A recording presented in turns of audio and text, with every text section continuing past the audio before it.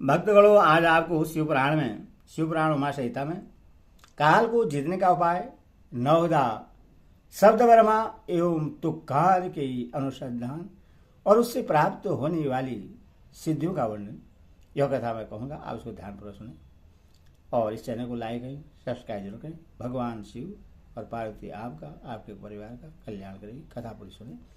देवी पार्वती ने कहा, प्रभु, काल से आकाश का भी नाश होता है। वह भयंकर काल बड़ा विकराल है। वह स्वर्ग का भी एकमात्र स्वामी है। आपने उसे दग्ध कर दिया था, परंतु अनेक प्रकार के स्रोतों द्वारा जब उसने आपकी स्तुति की तब आप फिर संतुष्ट हो गए और वह काल पुनः अपनी प्रकृति को प्राप्त हुआ, पुनः तो स्वस्थ हो गया। आपने उससे बातचीत में कहा, काल, तुम सर्वत्र विचरोगे किंतु लोग तुम्हें देख नहीं सकेंगे। आप प्रभु की कृपा दृष्टि होने और वर मिलने से वह काल जी उठा तथा उसका प्रभाव बहुत बढ़ गया। अथवा महेश्वर, क्या यहां ऐसा कोई साधन है जिससे उस काल को नष्ट किया जा सके? यदि हो तो मुझे बताइए, क्योंकि आप योगियों में शिरोमणि और स्वतंत्र प्रभु हैं। आप परोपकार के लिए ही शरीर धारण करते हैं। शिव बोले, देवी, श्रेष्ठ देवता, दैत्य, यक्ष, राक्षस, नाग और मनुष्य, किसी के द्वारा भी काल का नाश नहीं किया जा सकता, परंतु जो ध्यानपरायण योगी हैं वे शरीरधारी होने पर भी सुखपूर्वक काल को नष्ट कर देते हैं। वह यह 5 भौतिक शरीर सदा उन भूतों के गुणों से युक्त ही उत्पन्न होता है और उन्हीं में इसका लय होता है। मिट्टी की देह मिट्टी में मिल जाती है। आकाश से वायु उत्पन्न होती है। वायु से तेज इस तत्व प्रकट होता है। तेज से जल का पार्केट बतलाया गया है और जल से पृथ्वी का आविर्भाव होता है। पृथ्वी आदि भूत कर्मश अपने कारण में लीन होते हैं। पृथ्वी के 5, जल के 4, तेज के 3 और वायु के 2 गुण होते हैं। आकाश का एकमात्र शब्द ही गुण है। पृथ्वी आदि में जो गुण बतलाए गए हैं उनके नाम इस प्रकार हैं: शब्द, स्पर्श, रूप, रस और गंध। जब भूत अपने गुणों को त्याग देता है तब नष्ट हो जाता है और जब गुण को ग्रहण करता है तब उसका प्रादुर्भाव हुआ बतलाया जाता है। देवीश्वरी, इस प्रकार तुम 5 भूतों के यथार्थ स्वरूप को समझो। देवी, इस कारण काल को जीतने की इच्छा वाले योगी को चाहिए कि वह प्रतिदिन प्रयत्न पूर्वक अपने अपने काल में उसके अंशभूत गुणों का चिंतन करे।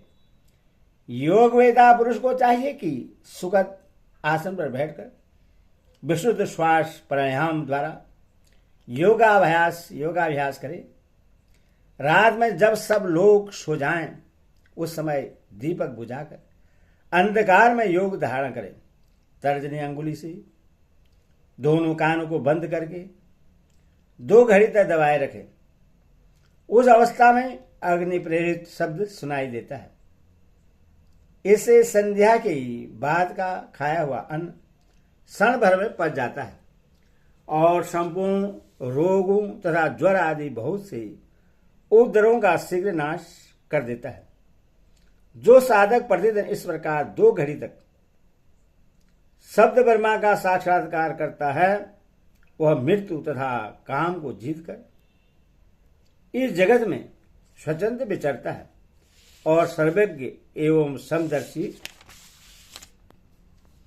होकर संपूर्ण सिद्धियों को प्राप्त कर लेता है। जैसे आकाश में वर्षा से युक्त बादल गरजता है, उसी प्रकार उस शब्द को सुनकर योगी तत्काल संसार बंधन से मुक्त हो जाता है।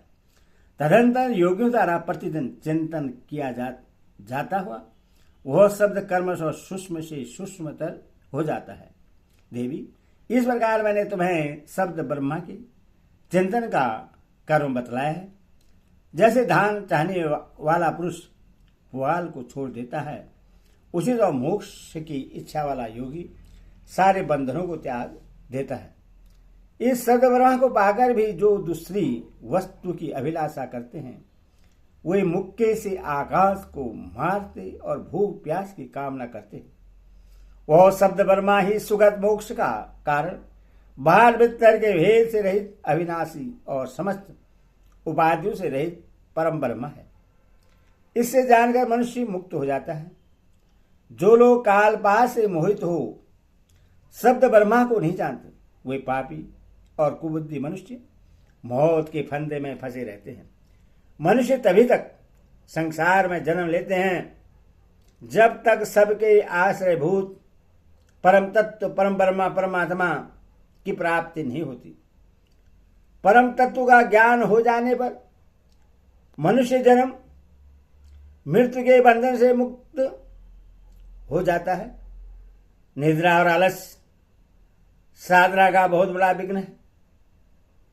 इस शत्रु को यत्नपूर्वक जीत कर सुगत आसन पर आसीन हो प्रतिदिन शब्द वर्मा का अभ्यास करना चाहिए। 100 वर्ष की अवस्था वाला वृद्ध पुरुष आजीवन इसका अभ्यास करे तो उसका शरीर रूपी स्तंभ मृत्यु को जीतने वाला हो जाता है और उससे प्राणवायु की शक्ति को बढ़ाने वाला आरोग्य प्राप्त होता है। वृद्ध पुरुष में भी ब्रह्मा के अभ्यास से होने वाले लाभ का विश्वास देखा जाता है। फिर तरुण मनुष्य को इस साधना से पूर्ण लाभ हो, इसके लिए तो कहना ही क्या है। यह शब्द ब्रह्मा न ओंकार है, न मंत्र है, न बीज है, न अक्षर है। यह अनाहत नाद बिना आघात के अथवा बिना बजाए ही प्रकट होने वाला शब्द है। इसका उच्चारण के बिना ही चिंतन होता है। यह शब्द ब्रह्मा परम कल्याणमय है। फिर ये शुद्ध बुद्धि वाले पुरुष यत्नपूर्वक निरंतर इसका अनुसंधान करते हैं। अतः 9 प्रकार के शब्द बतलाए गए हैं जिन्हें प्राणवेदा पुरुषों ने लक्षित किया है। मैं उन्हें प्रयत्न करके बता रहा हूं। उन शब्दों को नाद सिद्धि भी कहते हैं। वे शब्द कर्मशः इस प्रकार हैं: घोष, काश, झांस आदि, सिर्ग, सिंग आदि, घंटा, वाणी आदि, बांसुरी, धुंधुभी, शंख और नवा मेघगर्जन। इन 9 प्रकार के शब्दों को त्याग कर तुक्कार का अभ्यास करे। इस प्रकार सदा ही ध्यान करने वाला योगी पुण्य और पापों से लिप्त नहीं होता है। देवी, योगाभ्यास के द्वारा सुनने का प्रयत्न करने पर भी जब योगी उन शब्दों को नहीं सुनता और अभ्यास करते करते मरणासन हो जाता है, तब भी वह दिन रात उस अभ्यास में ही लगा रहे। ऐसा करने से 7 दिन में वह शब्द प्रकट होता है जो मृत्यु को जीतने वाला है। देवी, वह शब्द 9 प्रकार का है। उसका मैं यथार्थ रूप से वर्णन करता हूं। पहले तो घोषात्मक नाद प्रकट होता है जो आत्मशुद्धि का उत्कृष्ट साधन है। वह उत्तम नाद सब रोगों को हर लेने वाला तथा मन को भसीभूत करके अपनी ओर खींचने वाला है। दूसरा कास्य नाद है जो प्राणियों की गति को स्तंभित कर देता है। वह विष, भूत और ग्रह आदि सबको बांधता है। इसमें शेष नहीं है। तीसरा सर्ग नाद है जो व्यभिचार, अभिचार से संबंध रखने वाला है। उसका शत्रु के उच्चाटन और मारण में नियोग एवं प्रयोग करे। चौथा घंटा नाद है जिसका साक्षात परमेश्वर शिव उच्चारण करते हैं। वह नाद संपूर्ण देवताओं को आकर्षित कर लेता है। फिर भूतल के मनुष्यों की तो बात ही क्या है। यक्ष और गंधर्वों की कन्याएं उस नाद से आकर्षित हो योगी को उसकी इच्छा के अनुसार मां सिद्धि प्रदान करती है तथा उसकी अन्य कामनाएं भी पूर्ण करती है। 5वां नाद वीणा है जिससे योगी पुरुष सदा सुनते हैं। देवी, उस वीणा नाद से दूर दर्शन की शक्ति प्राप्त होती है। वंशी नाद का ध्यान करने वाले योगी को संपूर्ण तत्व प्राप्त हो जाता है। दुंदुभी का चिंतन करने वाला साधक जरा और मृत्यु के कष्ट से छूट जाता है। देवेश्वरी, संघनाद का अनुसंधान होने पर इच्छानुसार रूप धारण करने की शक्ति प्राप्त हो जाती है। मेघनाद के चिंतन से योगी को कभी विपत्ति का सामना नहीं करना पड़ता। वराने, जो प्रतिदिन एकाग्रचित से ब्रह्मारूपी तुकार का ध्यान करता है, उसके लिए कुछ भी असाध्य नहीं होता। उससे मनोवासी सिद्धि प्राप्त हो जाती है। वह सर्वज्ञ, सर्वदर्शी और इच्छानुसार रूपधारी होकर सर्वत्र विचरण करता है। कभी विकारों के वशीभूत नहीं होता। वह साक्षात शिव ही है। ऐसे सहज नहीं है। परमेश्वरी, इस प्रकार मैंने तुम्हारे समक्ष शब्द ब्रह्मा के नवदा स्वरूप का पूर्णता वर्णन किया है। अब और क्या सुनना चाहते हो? ओम नमः शिवाय, ओम नमः शिवाय।